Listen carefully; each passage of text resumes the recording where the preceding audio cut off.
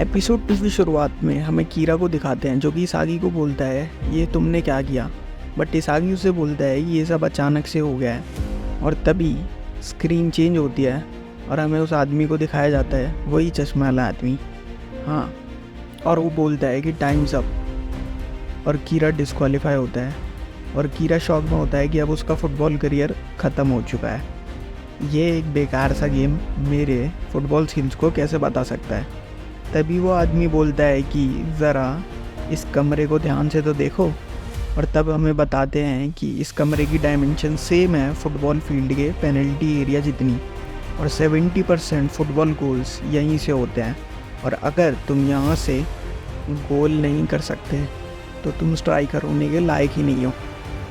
और तब वो आदमी बताता है कि कीरा के पास 1 सेकंड था जब उससे बॉल लगी, और वो चाहे तो उस 1 सेकंड में इरागी को बॉल से शूट कर सकता था। बट उस चीज़ पर उसका ध्यान गया ही नहीं और उसने अपनी हार को ही एक्सेप्ट कर लिया, इसीलिए उसे डिस्क्वालीफाई किया जाता है। और तब वो आदमी बाकी बचे लोगों को कॉन्ग्रेचुलेट। अब से उन लोगों को यहाँ एक टीम या फिर राइवल होना पड़ेगा ताकि वो सारे राउंड क्वालिफाई कर सके। और अब हमें उस ट्रेनिंग सेशन को दिखाते हैं जिसमें इसागी हमें बता रहा होता है कि यहाँ पे खाना भी रैंक के हिसाब से दिया जाता है, और बड़े रैंक वाले प्लेयर्स को अच्छा खाना दिया जाता है और छोटे वालों को उनकी रैंक के हिसाब से ही बेकार खाना दिया जाता है। जिसके बाद हमें रात का सीन दिखाया जाता है जहाँ पे सब सोने जा रहे होते हैं। बट इसागी को अचानक से याद आता है कि उसके पास सोने का टाइम नहीं है, और अगर उसे बेस्ट स्ट्राइकर बनना है तो उसे और हार्ड ट्रेनिंग करनी पड़ेगी। जिस ट्रेनिंग को करने के लिए ऑफ कोर्स वो ग्राउंड की तरफ जा रहा होता है, और तभी उसे रास्ते में बचीरा मिलता है। यार एक तो इनके नाम इतने अजीब है ना। और वो इसागी से पूछता है कि क्या हम साथ में ट्रेनिंग कर सकते हैं, जिसके बाद इसागी भी मान जाता है और वो दोनों ट्रेनिंग ग्राउंड की तरफ जाते हैं। तभी वहाँ इसागी बचीरा से पूछता है कि उस टाइम पे उसने इसागी को बॉल पास क्यों करी, वो चाहे तो खुद भी उसे मार सकता था। तब बचीरा हमें बोलते हुए बताते हैं, वो बोलता है कि उसके अंदर एक मॉन्स्टर है जिसे स्लो लोग पसंद नहीं है, और वो मॉन्स्टर ही उसे सब करने के लिए बोलता है। वो बोलता है कि सबके अंदर एक मॉन्स्टर होता है और उस मॉन्स्टर को स्लो लोग पसंद नहीं होते। और वो बोलता है कि उसके अंदर के मॉन्स्टर ने उसे बताया है कि यहाँ पे अगर वो इसागी को पास करता है तो वो स्टेप वो लेगा जो उसने लिया। और ये सब बात ख़त्म होने के बाद और तभी बेल बजती है और हमें बताया जाता है कि फिटनेस टेस्ट के रिज़ल्ट के हिसाब से उनकी रैंकिंग अपडेट हो चुकी है। और तभी हमें वो आदमी स्क्रीन पे दिखाया जाता है जो कि बोलता है कि क्या आप लोगों को मज़ा तो आ रहा है ब्लू लॉक की फैसिलिटी में। और तभी उनमें से एक लड़का बोलता है कि क्या हमें खाक मज़ा आएगा ये जो तुमने हमें अपनी फैसिलिटी में फंसा रखा है। और तभी वो आदमी वापस जवाब में कहता है कि तुम्हारी स्किल्स ही बेकार है, तभी ये टेस्ट तुम्हें समझ नहीं आ रहा है। चलो मैं थोड़ा और बताता हूँ तुम्हें ब्लू लॉक के बारे में।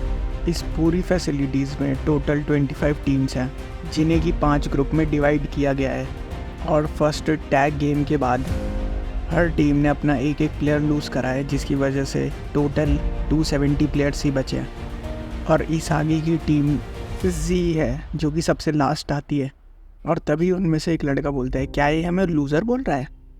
और तभी वो आदमी आगे बताता है कि हायर रैंक के जो प्लेयर हैं उन्हें बेटर फैसिलिटीज़ में ट्रेन होने का मौका मिलेगा, और अगर उन्हें भी ऐसे ही बढ़िया फैसिलिटीज़ चाहिए तो उन्हें अपनी रैंक अपग्रेड करनी पड़ेगी। और तभी वो आदमी बोलता है कि फ़र्स्ट सिलेक्शन करने का टाइम आ गया है।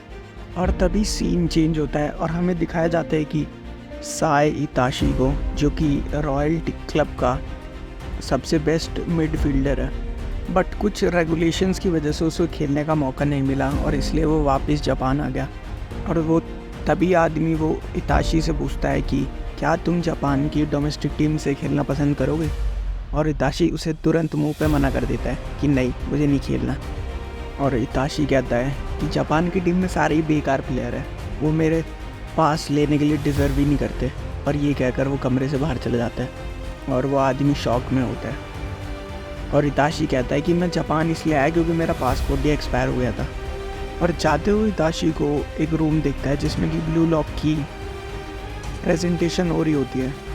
और तभी उनमें एक डायरेक्टर कहता है कि ब्लू लॉक की फैसिलिटी से हम दुनिया का सबसे बेस्ट स्ट्राइकर निकालेंगे।